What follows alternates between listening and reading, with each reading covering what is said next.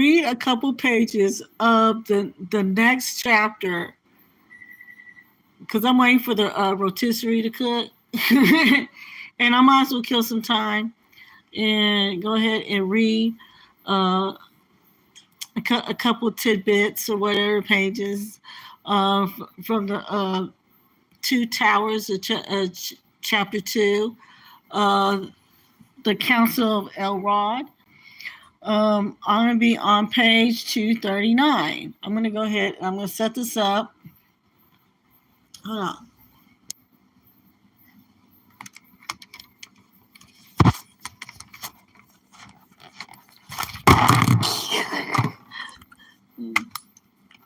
I'm going to go ahead and get this here. I have this all nicely set up.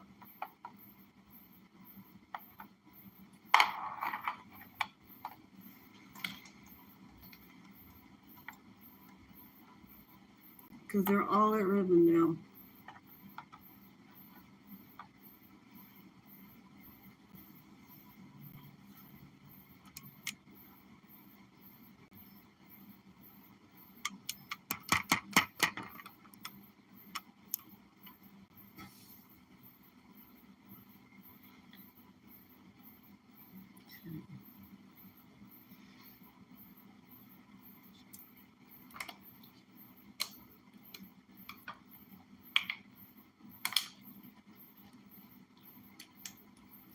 Chapter 2, the Council of Elrond, from Book 2, the Two Towers, from the trilogy Lord of the Rings, on page 239. Next day, Frodo woke early, feeling refreshed and well. He walked along the terraces above the loud-flowing Brunnen and watched the pale, cool sunrise above the far mountains and shine down, slanting through the thin silver mist. The dew upon the yellow leaves was glimmering, and the woven nets of gossamer twinkled on every bush.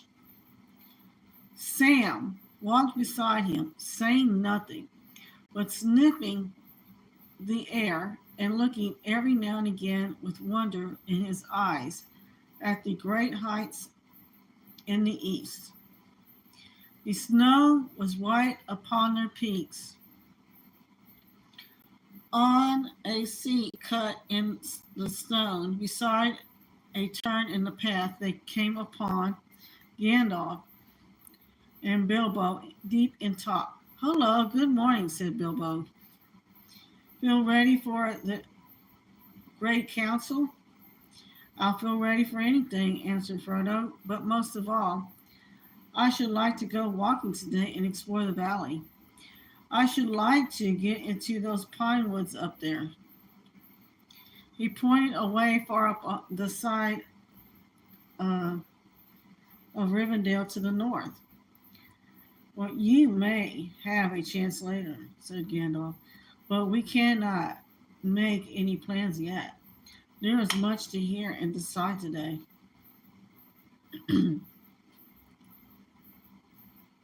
Suddenly, as they were talking, a single clear bell rang out.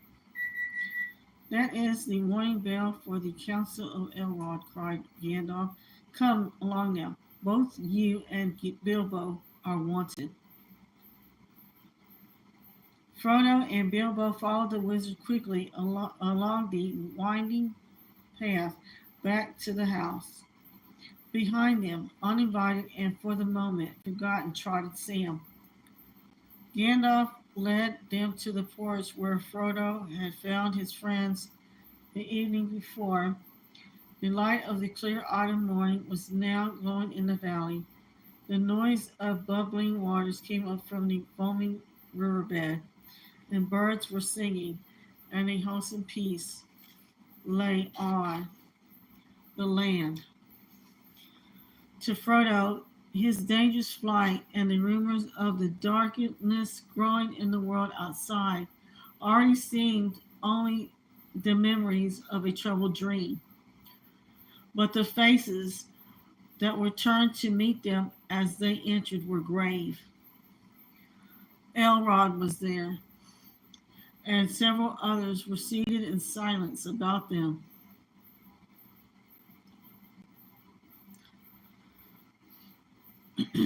Frodo saw Glorfindel and Gulliver, and in a corner alone, Strider was sitting, clad in his old travel-worn clothes again. Elrod drew Frodo to a seat by his side and presented him to the company, saying, "Here, my friends, is the hobbit, Frodo, son of Drogo. Few have ever come hither through greater peril or on an errand more urgent." He then pointed out and named those whom Frodo had not met before. There was a younger dwarf at Gollum's side, his son, Gimli.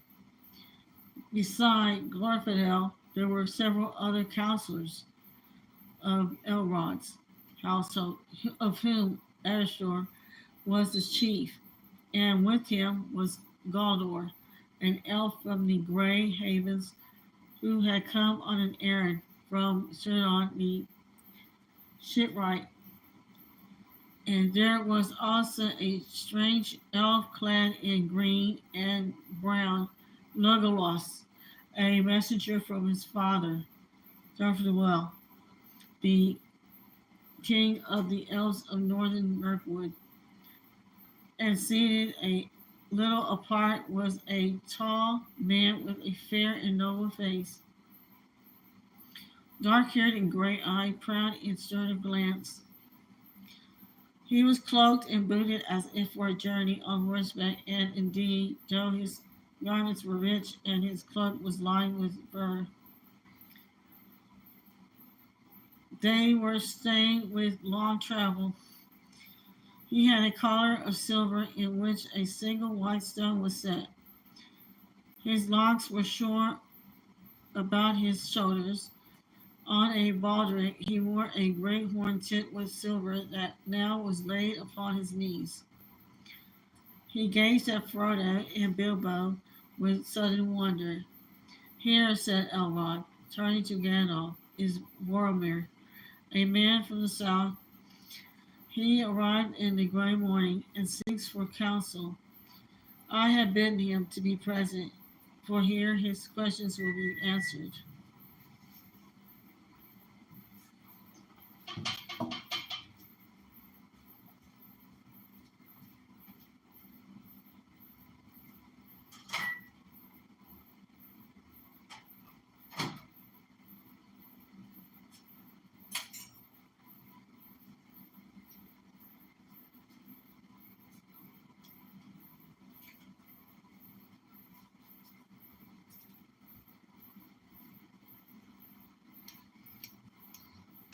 Not at all was spoken and debated in the council need now be told. Much was said of events of the world outside, especially in the south, and in the wide lands east of the mountains. Of these things,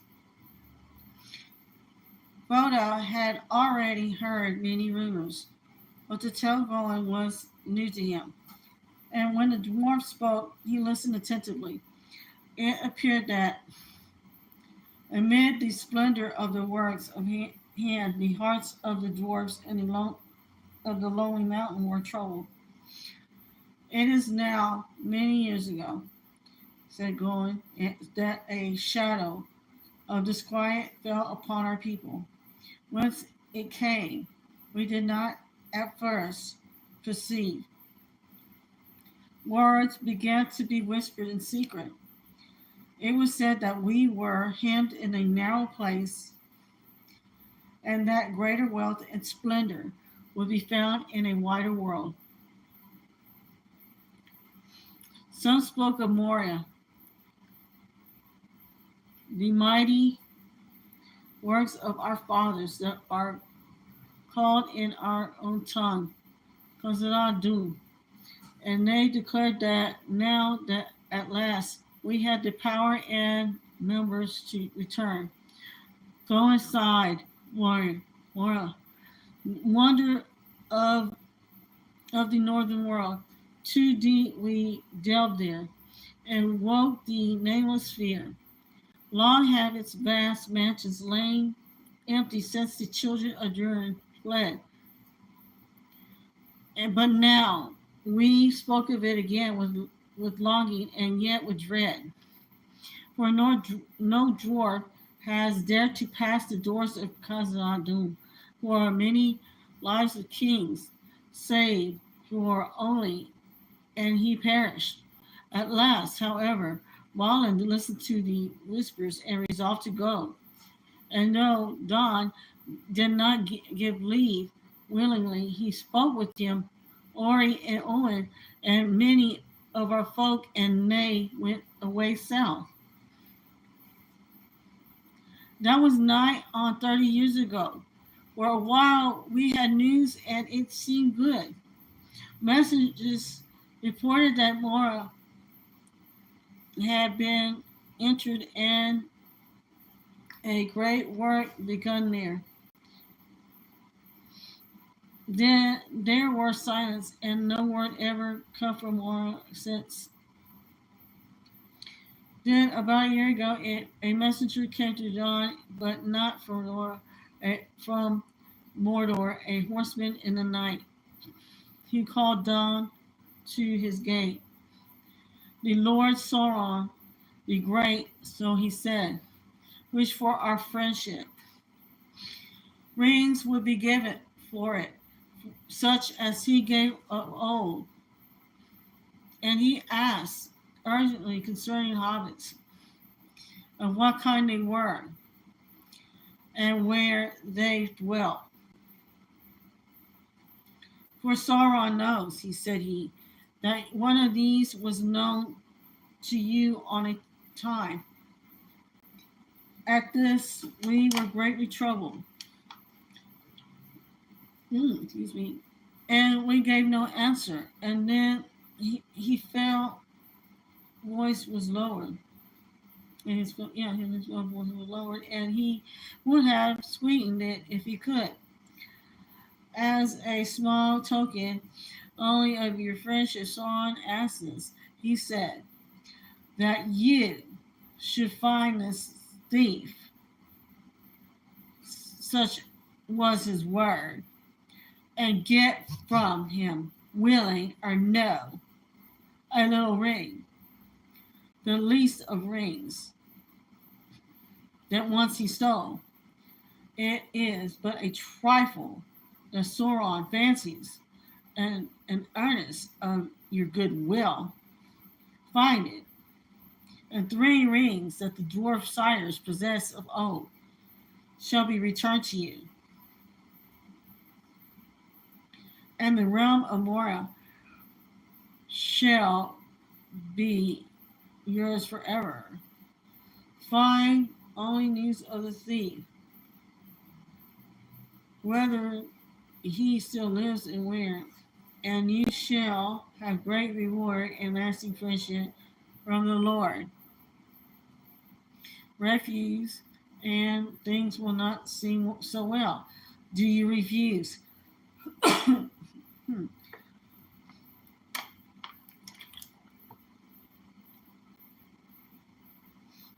At his breath came like a hiss of snakes, and all who stood by shuddered.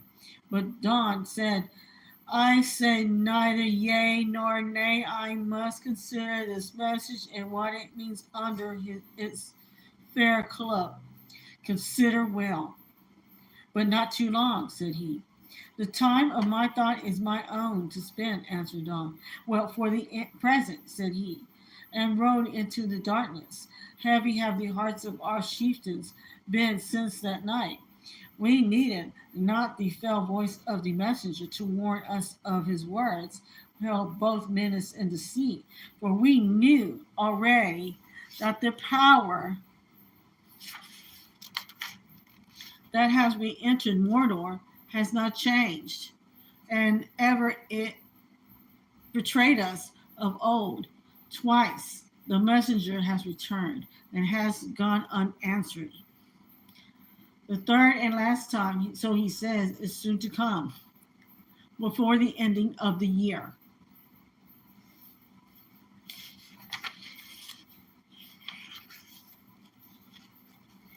And so I have been sent at last by dawn to warn Bilbo that he is sought by the enemy, and to learn, it may be, why he desires this ring, this least of rings. Also, we crave the advice of Elrond, for the shadow grows and draws near. We discover that messengers have come to the king, Bran in Dale, and that he is afraid and fear that he may yield.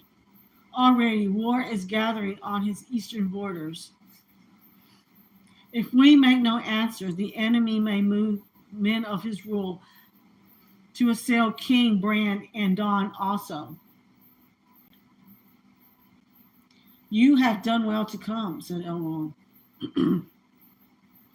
You will hear today all that you need in order to understand the purposes of the enemy. There is naught that you can do other than to resist with hope or without it. But you do not stand alone. You will learn that your trouble is part of the trouble of all the Western world. The ring. What shall we do with the ring? The least of rings, the trifle that Sauron fancies, that is the doom that we must deem. That is the purpose for which they are called hither. Called, I say, though I have not called you to me. Strangers from distant lands, you have come and are here met. In this very nick of time, by chance as it may seem. Yet it is not so. Believe rather that it is so ordered that we who sit here, and none others, must now find counsel for the peril of the world. Now, therefore, names shall be openly spoken that have been hidden from all but a few until this day. And first, so that all may understand what is the peril, and the tale of the ring shall be told from the beginning to this present. And will begin that tale, though others shall end it.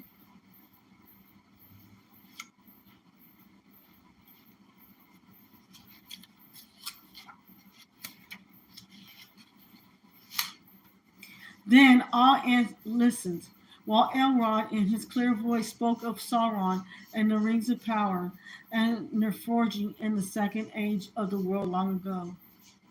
A part of his tale was known to some there, but the full tale to none. And many eyes were turned to Elrond in fear and wonder as he told of the elven smiths of Erla and their friendship with Mora and their eagerness for knowledge, by which Sauron ensnared them. For in that time he was not yet able to behold, and they received his aid and grew mighty in craft. Whereas he learned all their secrets and betrayed them, and forced secretly in the mountain of fire the one ring to be their master. But Celebrimbor was aware of him and hid the three which he had made, and there was war. And the land was laid waste, and the gate of Mora was shut.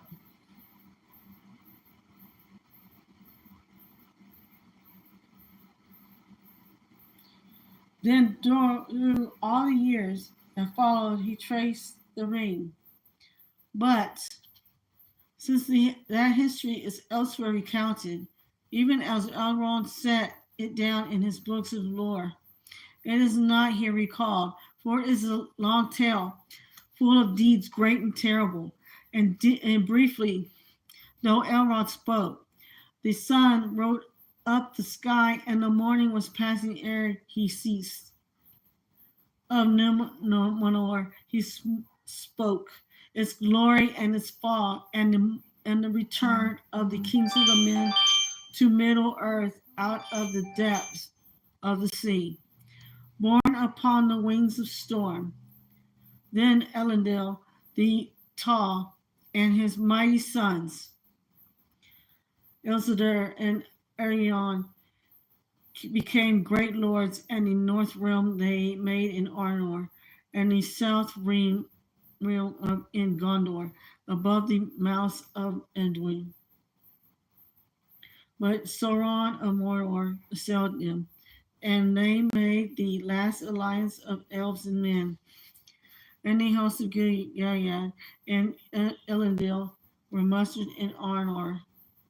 Thereupon Elrond paused a while and sighed. I remember well the splendor of their banners, he said. It recalled to me the glory of the elder days and the house of Beleriand, and so many great princes and captains were assembled.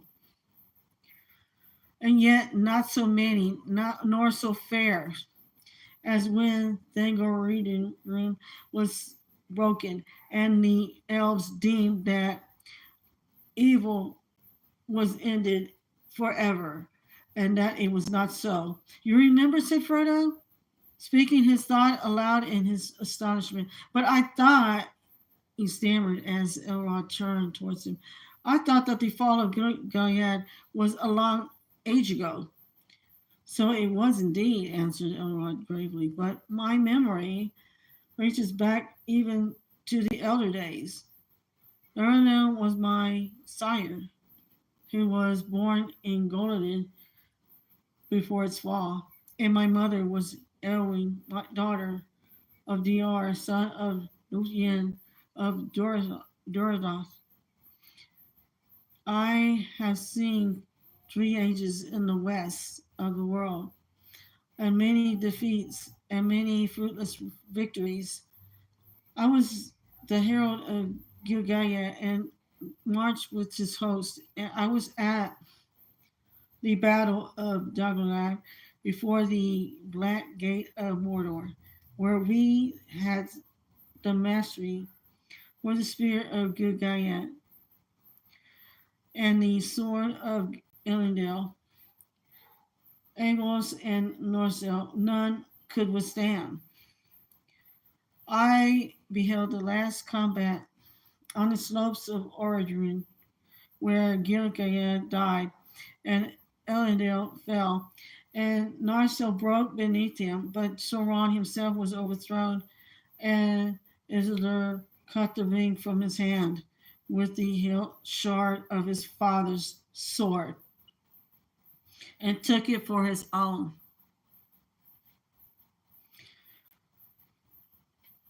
And the stranger, Wormir, broke in. So that is what became of the ring, he cried. If ever such a tale was told in the South, it was long been forgotten. I have heard of the great ring of him that we do not name, but we believe that it perished from the world in the ruin of his first realm. Isildur took it. That is tidings indeed.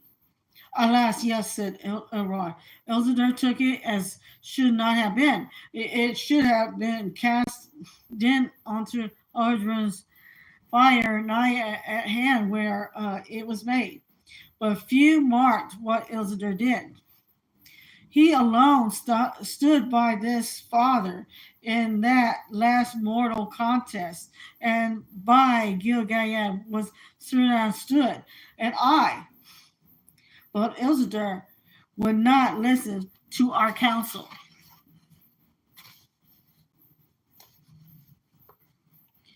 This I will have as Wirgil for my father and my brother, he said, and therefore, whether we would or no, He took it to treasure it, but soon he was betrayed by it to his death. And so it is named in the North Elzador's Bane. Yet death maybe was better than what else might have befallen him. Only to the north did these tidings come, and only to a few. Small wonder it is you have not heard them, Boromir, from the ruin of Gladden Fields where Elzador perished. 3 men only came ever back over the mountains after long wandering. One of these was LOTR, the esquire of Elzador, who bore the shards of the sword of Elendil, and he brought them to Valandil, the heir of Elzador, who, being a child, had remained here in Rivendell. But Narsil was broken and its light extinguished, and it has not been forged again. Fruitless that I call the victory of the last alliance? Not wholly so, and yet it did not achieve its end. Sauron was diminished, but not destroyed. His ring was lost, but not unmade. The Dark Tower was broken, but its foundations were not removed, for that they were made with the power of the ring, and while it remains, they will endure. Many elves and many mighty men and many of their friends had perished in the war. Anarion was slain, and Elzador was slain, and Gilead was and Elendor were no more. Never again shall there be any such league of elves and men. For men multiply, and the firstborn decrease, and the two kindreds are estranged. And ever since that day, the race of Numenor has decayed, and the span of the years was lessened.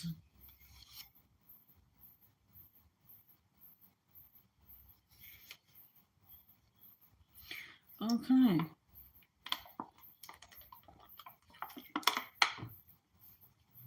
In the north, after the war and the slaughter of the Gladden Fields of the men of Westernese were diminished, and their city of Anominias beside Lake Evadim fell into ruin. In the heirs of Valadin Dil removed and dwelt at Fornost on the high north downs, and that now too is desolate. Men call it Dead Man's Dyke, and they fear to tread there. For the folk of Alnar dwindled, and their foes devoured them, and their lordship passed, leaving only green mountains and the grassy hills. In the south, the realm of Gondor long endured, and for a while its splendor grew, recalling somewhat of the might of Numenor ere it fell. High towers that people built, and strong places, and havens of many ships, and the winged crown of the winged kings of men was held in awe by folk of many tongues.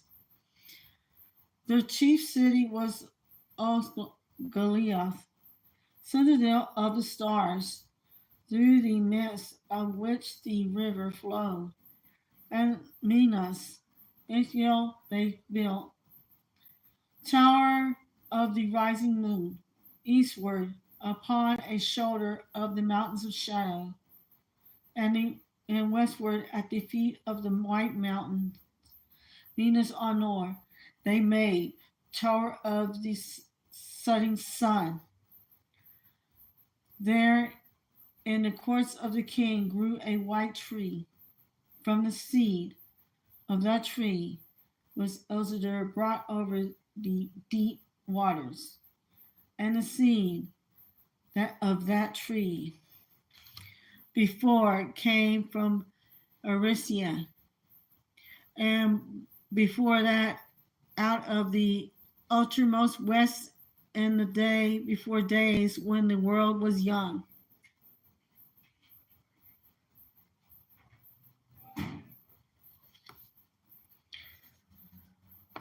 But in the wearing of the swift years of Middle Earth, the line of Middledil, son of Anarion, failed, and the tree withered, and the blood of the Nermarians became mingled with that of lesser men.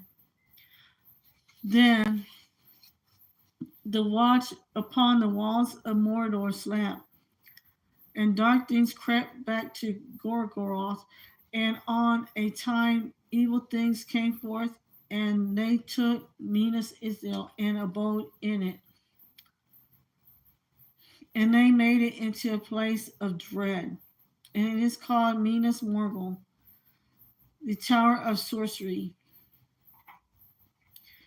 Then Minas Honor was named anew, Minas Tirith, the tower of guard, and these two cities were ever at war. Well, Osgiliath, which lay between, was deserted, and its ruins shadowed walk. So it has been for many lives of men. But the lords of Minas Tirith still fight on, defying our enemies, keeping the passage of the river from Argonath to the sea. And now that part of the tale that I shall tell is drawn to its close. For in the days of LOTR, the ruling ring passed out of all knowledge, and the three were released from its dominion. But now, in his latter day, they were in peril once more. For to our sorrow, the one has been found. Others shall speak of its finding, for in that I played small part.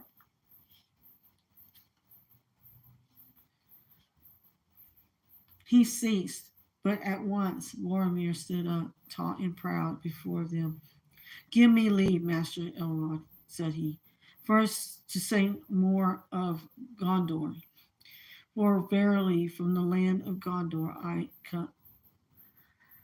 am come, and it would be well for all to know what passes there.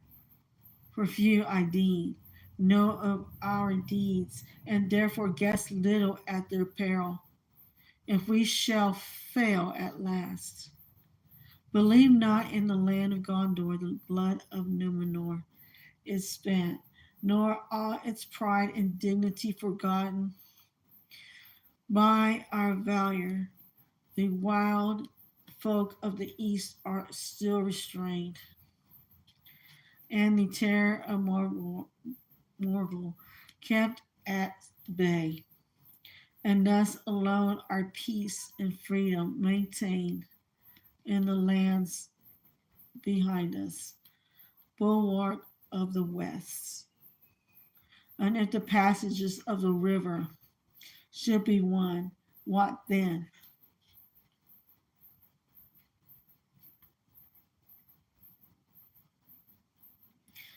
Yet that hour maybe is not now far away. The nameless enemy has arisen again. Smoke rises once more from Orodruin, that we call Mount Doom. The power of the black land grows, and that we are hard to set. When the enemy returned, our folk were driven from Eltharion, our fair domain east of the river, though we kept a foothold there and strength of arms. But this very year, in the days of June, sudden war came upon us out of Mordor, and we were swept away, We were outnumbered, for Mordor has allied itself with the Easterlings and cruel heraldry, but it was not by numbers that we were defeated. A power was there that we have not felt before. Some said it could be seen, like a great black horseman, a dark shadow under the moon. Wherever he came, a madness filled our foes. The fear fell on our boldest, so that the horse and man gave way and fled. Only a remnant of our eastern force came back, destroying the last bridge that still stood amid the ruins of Osgiliath. Okay, I'm going to stop there.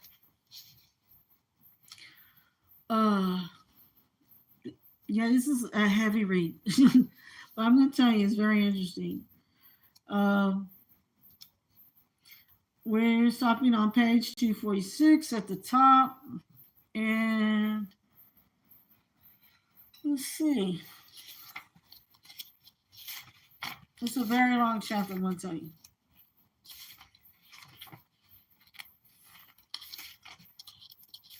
So we're going to break off from here, and then we will convene next time. Okay? Good night and safe travels, fellow hobbits, orcs, dwarves,